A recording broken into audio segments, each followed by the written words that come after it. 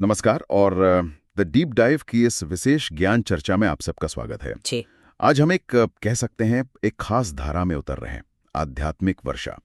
ये वो जगह है जहां ज्ञान का एक सच्चा संगम होता है। और देखिए, हमारे पास जो ये सामग्री है, ये कप्तान श्याम बहादुर चौहान जी ने काफी मेहनत से, बड़ी लगन से तैयार की है। एक बहुत ही गहरी और विस्तृत रचना है ये।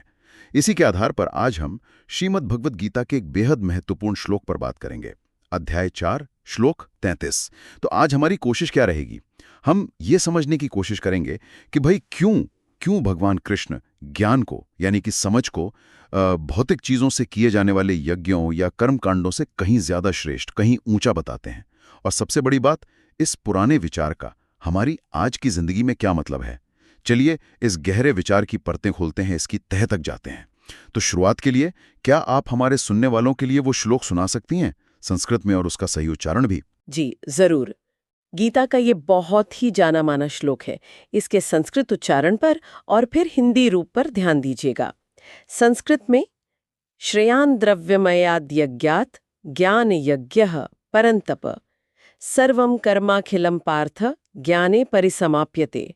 और इसका सरल हिंदी उच्चारण होगा श्रेयान द्रव्यमयात यज्ञात ज्ञान यज्ञः परंतप सर्वं कर्माखिलम पार्थ ज्ञाने परिसमाप्यते।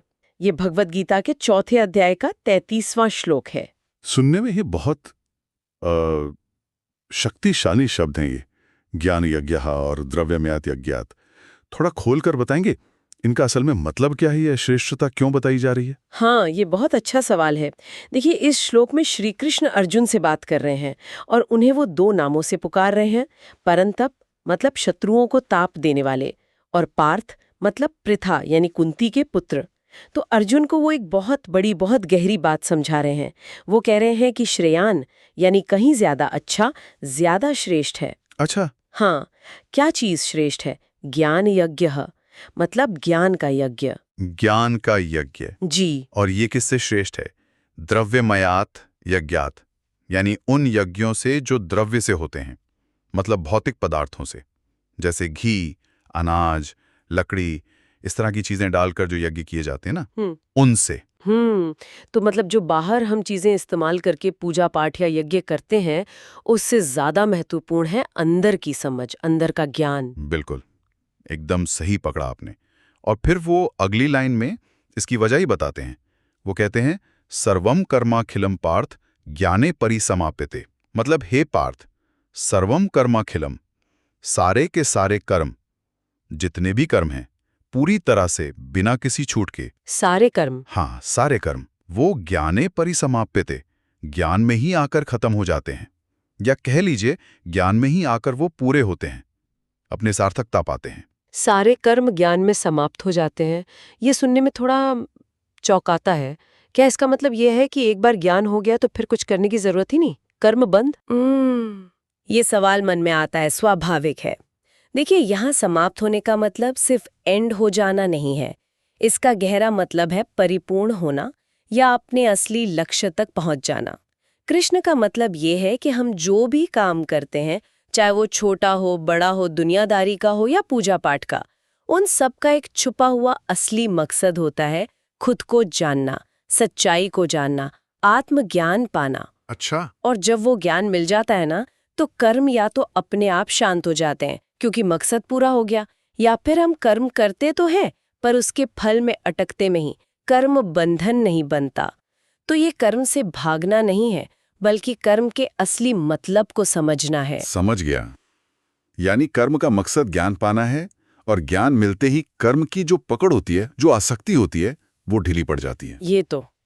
ये तो जीवन को देखने का एक बिल्कुल ही अलग नजरिया दे रहा है। अच्छा, ये जो इतनी गहरी बात है, ये अर्जुन को किस खास मौके पर कही गई? उस समय माहौल क्या था, क्या चल रहा था? जरा सोचिए, ये बातें कहाँ कही जा रही हैं? कुरुक्षेत्र के मैदान में, युद्ध की रणभूमि में, चारों तरफ सेनाएं तैयार खड़ी हैं, शंख बजने वाले हैं, युद्ध बस शुरू ही होने वाला है। और अर्जुन, जो कि सबसे बड़े योद्धा हैं पांडवों की तरफ से, वो एकदम से हिम्मत हार बैठते हैं, हथियार डाल देते हैं। हाँ, वो मोह में पड़ जाते हैं। बिल्कुल, वो अपने ही रिश्तेदारों को, अपने गुरुओं को सामने दुश्मन के रूप में खड़ा देखकर गहरे दुख और कंफ्यूजन में पड़ जाते हैं। उन्हें समझ नहीं आता कि क्या ये सही है, इस राजपाट के लिए, इस सुख के लिए अपनों का खून बहाना, क्या इस कर्म का पाप नहीं लगेगा मुझे? तो मतलब वो कर्म और उसके अंजाम को लेकर बहुत ज्यादा उलझन में थे। हाँ, बहुत ज्यादा। अर्जुन की हालत ऐसी थी कि वो कर्तव्य यानी युद्ध करने की जिम्मेदारी और उसके बुरे नतीजों के डर के बीच बुरी तरह फंसे हुए थे। वो शायद ये भी सोच रहे होंगे कि चलो युद्ध लड़ भी लिया तो क्या बड़े बड़े यज्ञ करके, दान पुण्य करके इसके पाप से बच जाऊंगा। इसी उलझन को, इसी भ्रम को दूर करने के लिए कृष्ण उन्हें कर्मयोग समझाते हैं और उसी सिलसिले में ज्ञान का महत्व बताते हैं।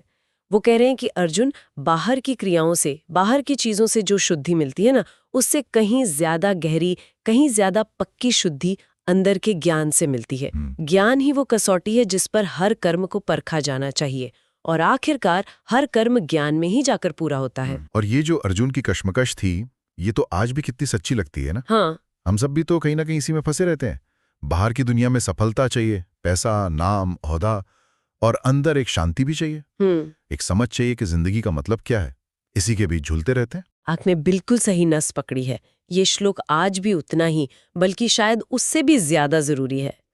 ये हमें याद दिलाता है कि बाहर की दुनिया में भागते दौड़ते हमें अपने अंदर की दुनिया को, अपने ज्ञान को, अपनी समझ को सींचना नहीं भूलना चाहिए। शायद असली बैलेंस, असली संतुलन वहीं से आता है। ये विचार तो हजारों साल पुराना है। जाहिर है भारत के बड़े बड़े दार्शनिकों ने, चिंतकों ने भी इस पे जरूर सोचा होगा। उनकी क्या समझ रही है इस श्लोक को लेकर? कुछ अलग नजरिया मिलता है? हाँ, बिल्कुल। इस श्लोक पर बहुत गहरा विचार हुआ है। अलग अलग आचार्यों ने इसे अपने ढंग से समझाया है। जैसे आदि शंकराचार्य जी को लीजिए। वो कहते हैं कि ज्ञान बिल्कुल रोशनी की तरह है जो अंधेरे को मिटा देता है। और सारे कर्म किस में होते हैं? अज्ञान के अंधेरे में, क्योंकि हम अपनी असली पहचान, अपनी आत्मा को नहीं जानते। तो जैसे ही ज्ञान की रोशनी फैलती है, कर्मों की जरूरत या उनका जो बंधन होता है वो अपने आप खत्म हो जाता है। अच्छा, यानी ज्ञान सीधा अज्ञान की जड़ पर वार करता है और अज्ञान ही कर्म का कारण है। बिल्कुल। वहीं दूसरी तरफ रामानुजाचार्य जी भक्ति पर बहुत जोर देते हैं। उनके लिए ज्ञान यज्ञ का मतलब सिर्फ दिमागी समझ नहीं है, ये है ईश्वर के प्रति प्रेम और पूरी श्रद्धा से भरा हुआ ज्ञान। वो ज्ञान और भक्ति को मिलाकर चलने की बात करते हैं, दोनों मिलकर मुक्ति दिलाते हैं। ये भी एक अलग पहलू है। और आज के समय में क्या किसी ने इसे आज के संदर्भ में समझाया? हाँ, स्वामी विवेकानंद ने। उन्होंने इस विचार को आज के मॉडर्न युग के लिए बहुत जरूरी बताया। वो कहते थे कि देखो, पश्चिम से हमें उनकी तरक्की, उनका विज्ञान सीखना चाहिए, लेकिन भारत की जो अपनी गहराई है, जो आध्यात्मिक ज्ञान है, उसे नहीं छोड़ना चाहिए। सिर्फ बाहर का विकास काफी नहीं है, अंदर की चेतना का विकास भी उतना ही बल्कि ज्यादा जरूरी है। दोनों साथ चलने चाहिए। संतुलन की बात। और कोई खास व्याख्या जो आपको याद आ रही हो? एक और बहुत खूबसूरत मिसाल है संत ज्ञानेश्वर की। उन्होंने तो कमाल की उपमा दी है। वो कहते हैं, सोचो, जब सूरज उगता है तो लाखों दिए और मोमबत्तियां जो रात में जल रही थीं, वो अपने आप बेकार हो जाती हैं, है ना? हाँ। उनकी रोशनी का कोई मतलब नहीं रह जाता। हाँ, बिल्कुल। बस वैसे ही जब आत्मा के ज्ञान का सूरज उगता है तो ये जो छोटे मोटे कर्मों के दिए हैं ना, ये सब अपने आप शांत हो जाते हैं, उनकी जरूरत ही नहीं रहती। वाह, सूरज और दिए का उदाहरण, ये तो एकदम बात साफ कर देता है। अच्छा, ये तो हुई दर्शन की, फिलॉसफी की बात है। क्या आज का विज्ञान, आज की साइंस भी कहीं इस तरफ को इशारा करती है, ज्ञान के महत्व की तरफ?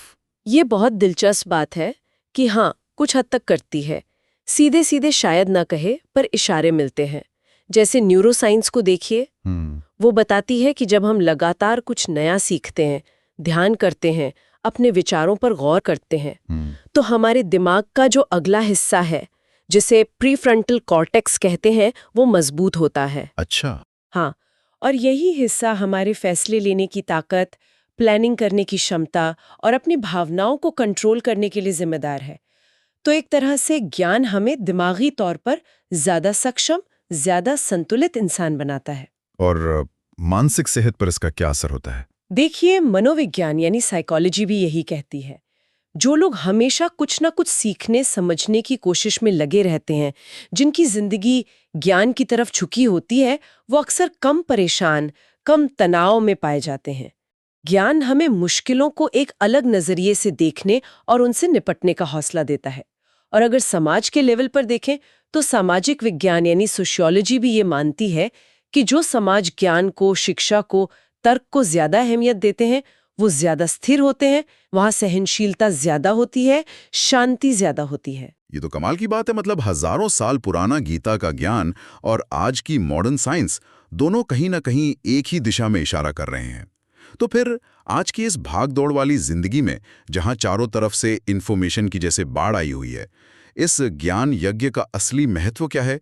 इसे हम अपनी रोजमर्रा की जिंदगी में कैसे लाएं, कैसे उतारें? देखिए, आज इसका महत्व शायद पहले से भी कहीं ज्यादा है। हम कहते तो हैं कि हम सूचना युग में जी रहे हैं, इंफॉर्मेशन एज में, पर क्या ये ज्ञान युग भी है? ये सवाल है। हर तरफ से जानकारी, इंफॉर्मेशन बरस रही है। Internet, social media, TV, WhatsApp, अंत नहीं है। लेकिन जानकारी और ज्ञान यानी नॉलेज या विजडम, इनमें बहुत फर्क है। हाँ, ये फर्क समझना जरूरी है। बिल्कुल। ज्ञान हमें इस जानकारी के शोर में से काम की चीज पहचानने की ताकत देता है, सच और झूठ में फर्क करने की समझ देता है, चीजों को सिर्फ सतह पर नहीं बल्कि गहराई से देखने की क्षमता देता है। और यही चीज हमें दिमागी उलझन से निकालकर स्पष्टता और शांति दे सकती है। तो मतलब इंफॉर्मेशन के इस महासागर में ज्ञान एक कंपास की तरह है, दिशा दिखाने वाला। बहुत अच्छा कहा आपने, बिल्कुल कंपास की तरह। और सामाजिक स्तर पे देखिए, आजकल सफलता का पैमाना क्या बन गया है?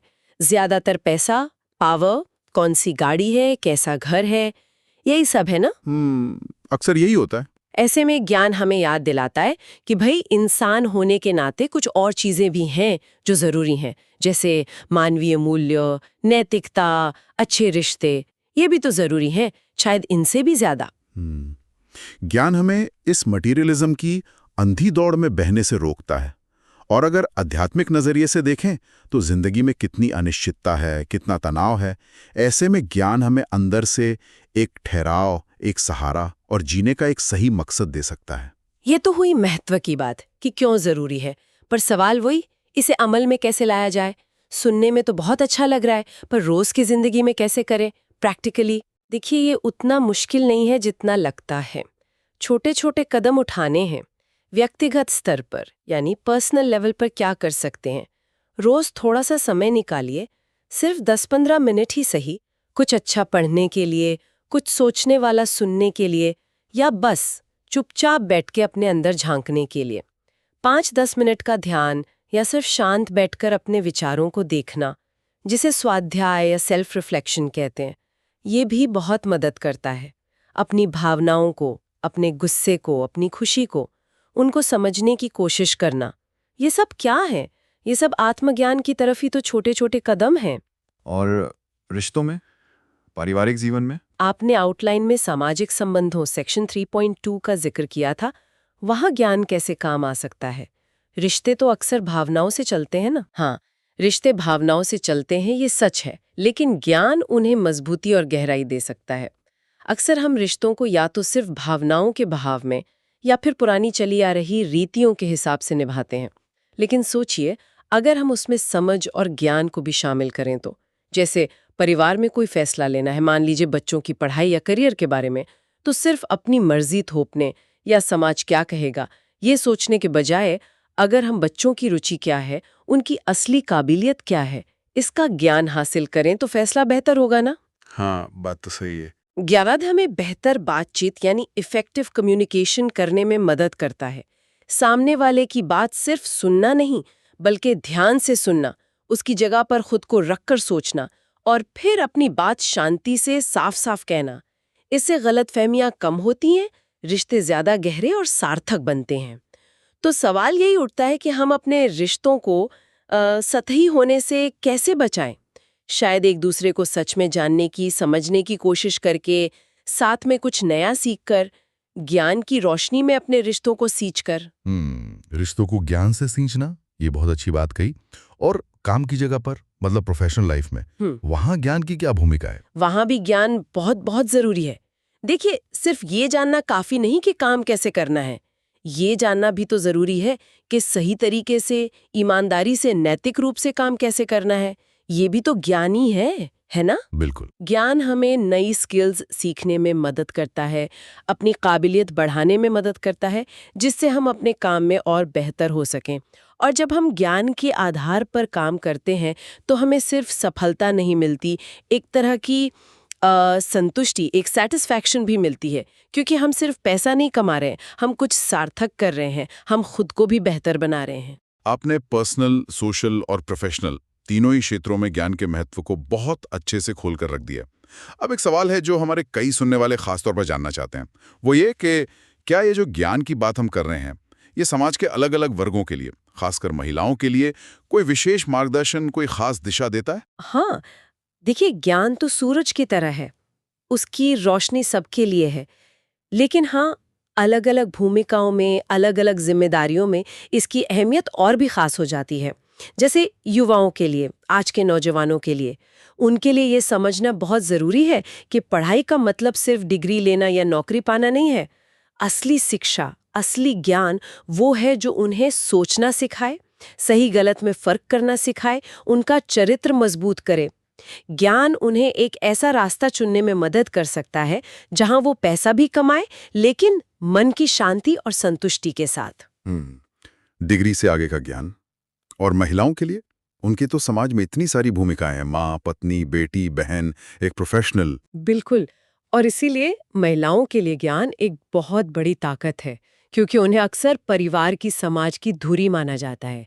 जरा सोचिए, अगर वो गृहिणी है, घर संभालती हैं, तो वो घर में ज्ञान का, सीखने सिखाने का माहौल बना सकती हैं। वो बच्चों में बचपन से ही सवाल पूछने की, किताबें पढ़ने की, नई चीजें जानने की आदत डाल सकती हैं। देखिए, परिवार का पोषण सिर्फ खाने पीने से नहीं होता, अच्छे विचारों से, ज्ञान से भी होता है। और इसमें घर की महिला की, माँ की भूमिका सबसे बड़ी है। वो परिवार की नींव है और ज्ञान इस नींव को फौलाद की तरह मजबूत बना सकता है। परिवार की नींव, हाँ, ये बात बहुत गहरी है। और अगर वो कामकाजी महिलाएं हैं, वर्किंग वुमेन है, तो ज्ञान उन्हें अपने काम में और निपुण बनने, आगे बढ़ने में मदद करता है। ये उन्हें कॉन्फिडेंस देता है, उन्हें अपनी बात रखने का, अपने हक के लिए खड़े होने का हौसला देता है। साथ ही ज्ञान उन्हें वर्क लाइफ बैलेंस यानी काम और घर की जिम्मेदारियों के बीच संतुलन साधने की समझ भी देता है। तो चाहे वो माँ हो, पत्नी, बेटी या बहन, हर रोल में ज्ञान उन्हें एम्पावर करता है, सशक्त बनाता है, उन्हें अपनी पहचान बनाने में मदद करता है। वो सचमुच समाज की रीढ़ है और ज्ञान इस रीढ़ को और मजबूती देता है। और हमारे बुजुर्गों के लिए, वरिष्ठ नागरिकों के लिए? वरिष्ठ नागरिकों के लिए ज्ञान उनके जीवन भर के अनुभवों का निचोड़ है। उनके पास अनुभवों का खजाना होता है। ज्ञान उन्हें उन अनुभवों को सहेजने, उनसे सीखने और उसे विवेक में बदलने का मौका देता है। वो अपने इस ज्ञान और अनुभव से नई पीढ़ी को गाइड कर सकते हैं, उन्हें रास्ता दिखा सकते हैं। ये समाज के लिए एक बहुत बड़ी देन है। ये तो वाकई बहुत व्यावहारिक और प्रेरणा देने वाली बातें हैं। खास तौर पर महिलाओं की जो अलग अलग भूमिकाएं हैं, उन्हें ज्ञान कैसे सशक्त कर सकता है, ये बहुत अच्छे से समझ आया। अच्छा, अब ये जो इतना गहरा विचार है कि ज्ञान यज्ञ ही सबसे श्रेष्ठ है, अगर इसे हमें बच्चों को या फिर टीनेजर्स को समझाना हो तो कैसे आसान बना सकते हैं? कोई सरल तरीका? हाँ, ये ज़रूरी है कि हम इसे आसान बनाएं ताकि नई पीढ़ी भी इसे समझ सके। बच्चों के लिए तो कहानियाँ सबसे अच्छा माध्यम है। जैसे आप दो दोस्तों की कहानी सुना सकते हैं। एक दोस्त जिसके पास ढेर सारी टॉफियाँ, चॉकलेट, खिलौने थे, मतलब भौतिक चीज़ें, और दूसरा दोस्त जिसके पास ज़्यादा खिलौने नहीं थे, पर उसे किताबें पढ़ना, नई नई बातें जानना बहुत पसंद था, मतलब ज्ञान। कहानी ये दिखा सकती है कि कैसे टॉफियाँ और खिलौने तो एक दिन खत्म हो गए या पुराने हो गए, लेकिन जिस दोस्त के पास ज्ञान था, उसने अपनी समझ से, अपनी सूझबूझ से जीवन में ज्यादा सच्ची खुशी और सफलता पाई, जो टिकाऊ थी। कहानी से बच्चे जल्दी रिलेट करते हैं। और किशोरों के लिए, टीनेजर्स के लिए, वो तो अक्सर साइंस वगैरह में ज़्यादा इंटरेस्ट लेते हैं। किशोरों को हम विज्ञान से जोड़कर बता सकते हैं। जैसे हमने पहले न्यूरो साइंस की बात की थी ना, हम उन्हें बता सकते हैं कि कैसे सीखना, जानना, सोचना उनके दिमाग को सचमुच बदलता है, उसे ज्यादा शक्तिशाली बनाता है। ये उनके सोचने की शक्ति, उनके फैसले लेने की क्षमता और उनकी पूरी पर्सनालिटी को कैसे निखारता है। उन्हें यह समझाना जरूरी है कि ज्ञान सिर्फ एग्जाम पास करने के लिए नहीं है, बल्कि जिंदगी की असली चुनौतियों का सामना करने के लिए उन्हें तैयार करता है। कहानियाँ और विज्ञान, हाँ, ये तरीके काम आ सकते हैं। चलिए अब हम अपनी चर्चा के आखिर की तरफ बढ़ते हैं। अगर हम सब इस विचार को कि ज्ञान को प्राथमिकता देनी है, ज्ञान यज्ञ करना है, अपनी जिंदगी में थोड़ा थोड़ा भी उतारना शुरू करें, तो इसका बड़े पैमाने पर क्या असर हो सकता है? मतलब खुद हम पर, हमारे परिवार पर, हमारे देश पर और शायद पूरी दुनिया पर। इसका असर बहुत गहरा और बहुत दूर तक जाने वाला हो सकता है। जरा सोचिए, खुद पर हमें ज्यादा स्पष्टता मिलेगी, मन में शांति होगी, आत्मविश्वास बढ़ेगा, जिंदगी ज्यादा मीनिंगफुल, ज्यादा उद्देश्यपूर्ण लगेगी। परिवार में रिश्ते बेहतर होंगे। जब समझ बढ़ेगी तो लड़ाई झगड़े गलतफहमियां कम होंगी। बच्चों के विकास के लिए एक बहुत अच्छा माहौल बनेगा। परिवार में एक ऐसी संस्कृति बनेगी जहां सिर्फ चीजों की नहीं बल्कि ज्ञान और अच्छे संस्कारों की भी कद्र होगी। जिम्मेदार बनेगा। हम अपनी समस्याओं का समाधान लड़ाई झगड़े या नफरत से नहीं बल्कि बातचीत से, तर्क से और हमदर्दी से निकालने की कोशिश करेंगे। देश सही मायनों में प्रगति करेगा। और दुनिया के स्तर पर ज्ञान हमें छोटी सोच से, पूर्वाग्रहों से, नफरत और भेदभाव से ऊपर उठाता है।